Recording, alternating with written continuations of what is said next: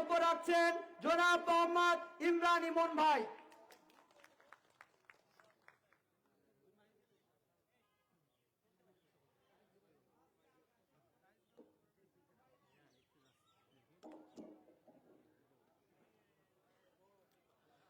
আসসালামু আলাইকুম রহমতুল্লাহ।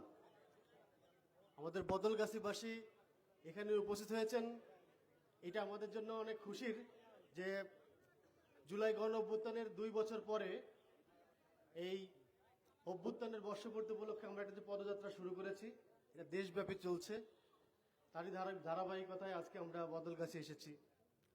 তো আপনাদের উপস্থিতিতে আমাদেরকে একটা মেসেজ দিচ্ছে যে জুলাই 5 আগস্ট 2024 সালে শেষ হয়েছে আমাদের মনে হয় গণ অভ্যুত্থান, কিন্তু অভ্যুত্থান এখনো শেষ হয়নি। এই অভ্যুত্থানের যে স্পিরিট, এইটা এখনো বাংলাদেশের মানুষের মধ্যে আছে, যেটা বোঝা যাচ্ছে যে বদলগাছির মানুষ এখানে উপস্থিত হয়েছে। আসলে আপনারা এখানে উপস্থিত হয়েছেন জুলাইকে ধারণ করে, জুলাইয়ের প্রত্যাশাকে বাস্তবায়ন করার লক্ষ্যে। আমরা একটা ব্যাপার খেয়াল করেছি, বিগত 15 বছর 17 বছর ধরে স্বৈরাচার আওয়ামী লীগ খুনি হাসিনার নেতৃত্বে বাংলাদেশের মানুষকে হেন কোনো প্রকার নাই যার মাধ্যমে অন্যায়, অত্যাচার, লুটপাট, খুন, জখম, পাচার কি যা এমন কিছু বাদ রাখে নাই। এর বিপরীতে আমরা যে ঐক্যবদ্ধভাবে একটা ফ্যাসিস্টের বিপরীতে বন্দুকের গুলির সামনে নিজেদের বুক চিতিয়ে দিয়ে গুলি খেয়ে রক্ত দিয়ে এই স্বৈরাচারের পতন ঘটিয়েছি, এখনো আমাদের এই লড়াই শেষ হয়নি। আমরা আওয়ামী লীগের বিরুদ্ধে যেই কারণের রাস্তায় নেমেছিলাম, তার পরিবর্তে নতুন বাংলাদেশে চাঁদাবাজি বন্ধ হয়েছে, ঘুষ বন্ধ হয়েছে, দুর্নীতি বন্ধ হয়েছে। এখনো আপনাকে যে কোনো রকমের সরকারি সেবা নিতে গেলে ঘুষ দিতে হচ্ছে। হাসপাতালে চিকিৎসা নাই, রাস্তায় আপনি আজকে আমরা যখন নগাঁয় ঢুকলাম, আমরা পানি জমাট বাঁধা পানির মধ্যে দিয়ে আমাদের গাড়ি আসলো, তার মানে রাস্তার ব্যবস্থা নাই। গতকাল রাত্রে আমরা দামুড়হাট ছিলাম, রাতের বেশিরভাগ সময় আমরা এখানে বিদ্যুৎ পাইনি, মানে বিদ্যুৎ নাই। এই যে পরিস্থিতি, আমাদের একটা সরকার এসেছিলেন, এই সরকার দায়িত্ব নেওয়ার আগে গণঅভ্যুত্থানের মধ্যে আমাদের ছাত্র ভাইয়েরা রাস্তায় নেমেছিল কেন? কোটা সংস্কারের দাবি। কোটা কোথায়? কর্মসংস্থানের জন্য। তারা বলেছিল তাদের কর্মসংস্থান চাই, মেধার ভিত্তিতে কর্মসংস্থান চাই। কর্মসংস্থান আমরা 5 আগস্টের পরে দেখতে পাই নাই নতুন করে কর্মসংস্থান সৃষ্টি হয়েছে।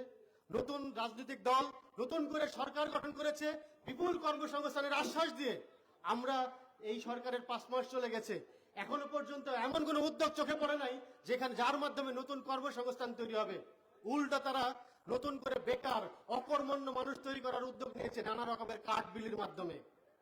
আর কর্মসংস্থান হয়েছে কাদের? বিএনপি দলের লোকজনের, যারা ইতিপূর্বে আন্দোলন সংগ্রামের নামে রাস্তা বাসায় ঘুমাইতে পারে নাই, খেতে ঘুমাইছে। তাদেরকে আজকে নতুন করে কর্মসংস্থান করছে কোথায়?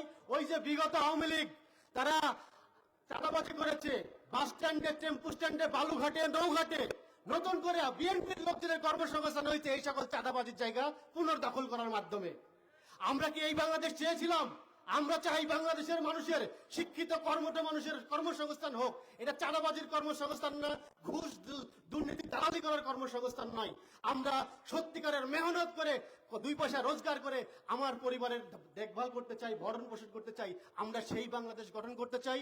এই বাংলাদেশ গঠন করার জন্য জাতীয় নাগরিক পার্টি, তরুণদের দল আমরা নতুন করে শুরু করেছি। এই শুরুতেই আমরা নানা রকমের চড়াই উতরার মধ্যে দিয়ে এগিয়ে যাচ্ছি।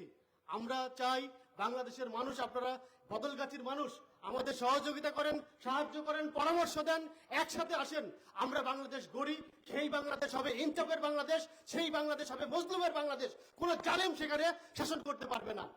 আমাদের এইখানে খুব স্পষ্ট কথা, বাংলাদেশকে শাসন করবে তারা, এইটা বাংলাদেশের মানুষ নির্ধারণ করবে। এইটা দিল্লিতে বসে দিল্লির দাদাবাবুরা ঠিক করবে না, বাংলাদেশের মানুষ, বাংলাদেশের মানুষের ভাগ্য নির্ধারণ করবে। সেই বাংলাদেশ গড়ার জন্য আপনাদেরকে সবাইকে একসাথে কাজ করার আহ্বান জানিয়ে আমি আমার বক্তব্য শেষ করছি। সবাই ভালো থাকবেন, সুস্থ থাকবেন। ইনকিলাব জিন্দাবাদ।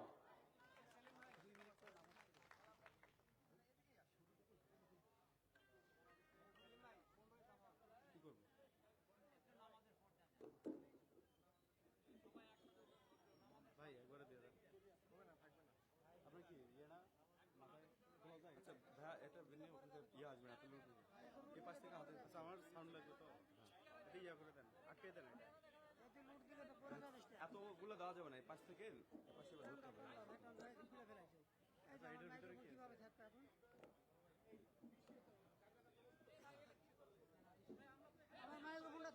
ভাই এতগুলো মাইক দিলে ওনারা কভার নিয়ে করতে পারবে। এখান থেকে ধরবে একজন ধরবে। নামাজের প্রতি কথা বলবেন, নামাজ শুরু হয়েছে। নামাজ শুরু হয়নি এখনো।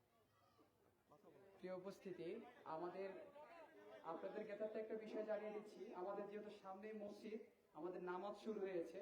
আমরা নামাজের জন্য 7 মিনিট বিরতি নিলাম আপনাদের কাছ থেকে।